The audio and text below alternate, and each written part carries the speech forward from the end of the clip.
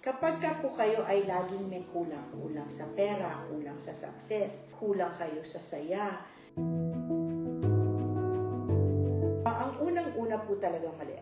Magalit na po kayo sa akin kung magalit. Ang mindset nyo po ay nasa poverty mindset. Ang energy that you emit is on a level of kasi walang pera. Pagka po yan ang ina-amplify nyo po, talaga pong lumalaki lalo po ang utang ninyo. Kapag napaka-negative mo, kahit po anong gawin ng tao sa paligid mo, ang tingin mo lagi dyan ay minamasama, problema. If ano po yung lagi yung iniisip o kinakatakutan, yan po yung ina-amplify. For example, you are afraid, may babayaran na naman ako, wala akong pera, dadating na naman yung bill. Lahat ng problema ang lagi mong sinasabi, the more po talaga na bumibigat ang life natin. So kung hindi maganda yung lagi mong iniisip, hindi maganda po yung laging babalik sa inyo.